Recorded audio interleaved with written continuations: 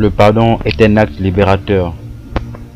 J'ai envie de parler dans la profondeur du pardon. Il est écrit dans le livre de Matthieu chapitre 6 au verset 12.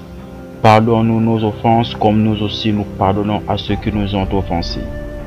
Ne nous induis pas en tentation, mais délivre-nous du malin, car c'est à toi qu'appartiennent dans tous les siècles le règne, la puissance et la gloire. Si vous pardonnez aux hommes leurs offenses, votre Père céleste vous pardonnera aussi.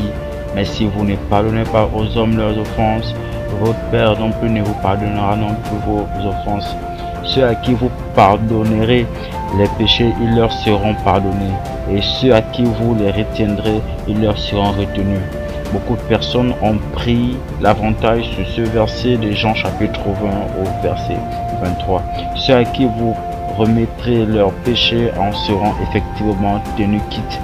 Et ceux à qui vous les retiendrez en seront chargés.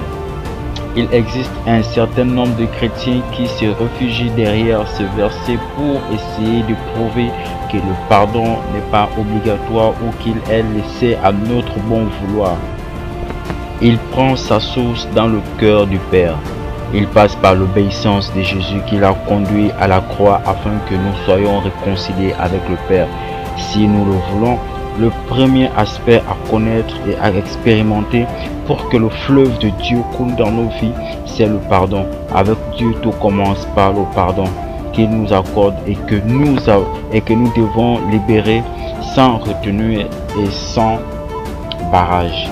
C'est très simple. Il faut reconnaître que le pardon est une puissance incroyable. C'est tout simplement le fait d'annuler une dette.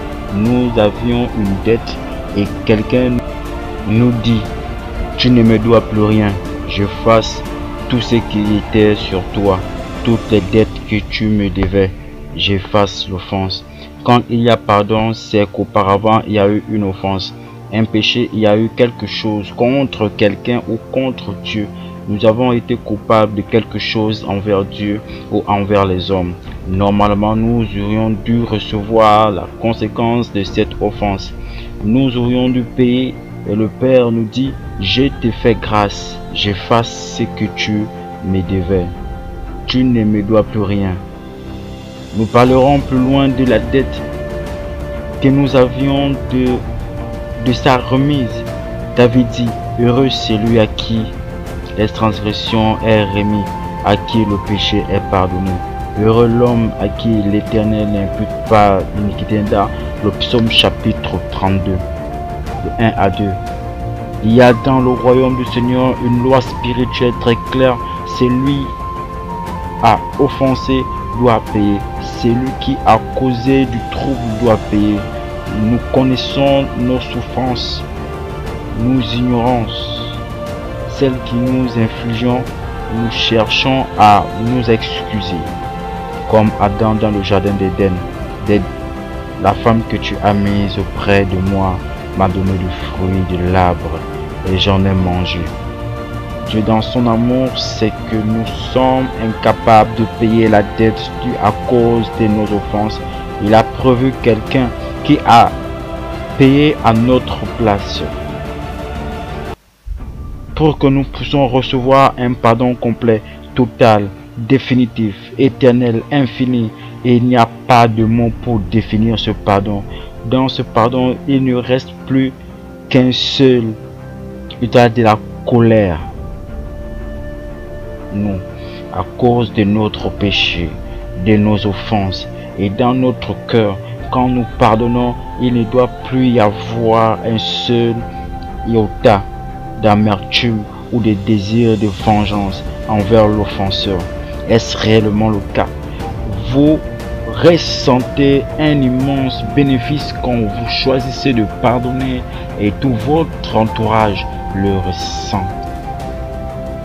Que vous ayez besoin de pardonner, que vous ayez besoin de pardonner les autres ou vous-même, pardonnez-vous, libère du passé et vous donne les moyens de révéler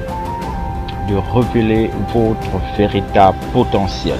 Le pardon nous permet de vous libérer des croyances et attitudes limitantes.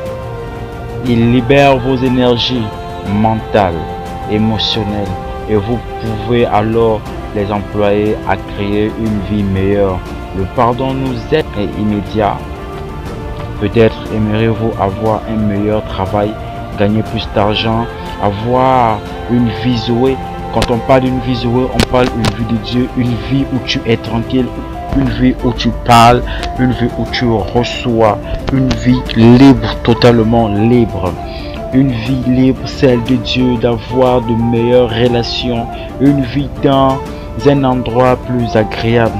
Il faut comprendre que dans le pardon, il y a ce qu'on appelle des avantages. Le pardon vous aide à y arriver.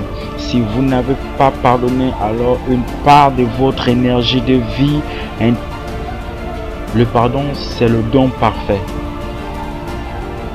C'est peut-être le don le plus difficile, mais en même temps, le don qui nous rapproche le plus de Dieu. Le pardon n'est pas pour nous une attitude spontanée. Ce qui est spontané en nous, c'est la colère, le désir, la vengeance, la rancune ou l'amertume. Le pardon est le plus beau cadeau que l'on puisse offrir.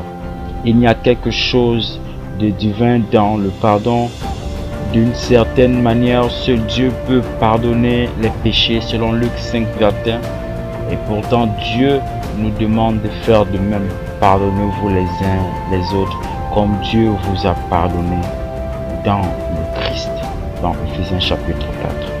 J'ai envie de dire à quelqu'un que si tu n'as pas pardonné, je suis sûr que quelque part tu as une dette aussi. Certainement si quelqu'un d'ailleurs ne te pardonnera pas tant que toi aussi tu n'as pas encore effacé ta dette. La meilleure solution pour gagner sa vie en Jésus, c'est de pardonner son prochain.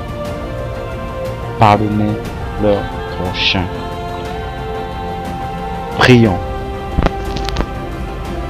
Seigneur Jésus, toi l'agneau qui élève nos péchés, je viens en esprit au pied de ta croix pour implorer ton pardon.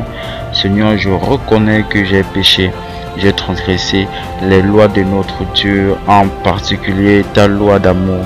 Seigneur, aie pitié de moi. Ta parole nous dit dans le 1 Jean chapitre 1 verset 9 que si nous confessons de nos bouches, lui fidèle et juste pardonnera nos péchés et nous purifiera de toute iniquité. Seigneur, conformément à ta parole, pardonne-moi pour mon manque de prière et d'amour envers Dieu mon Père.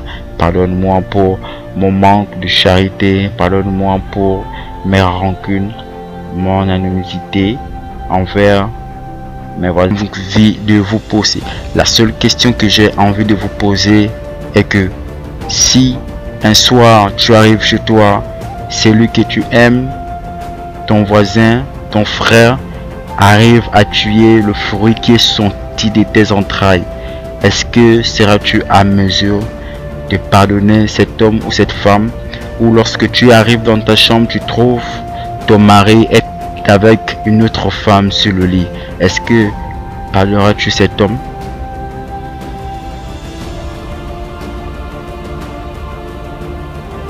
C'était votre humble serviteur, l'apôtre Josué Ndong Melvin.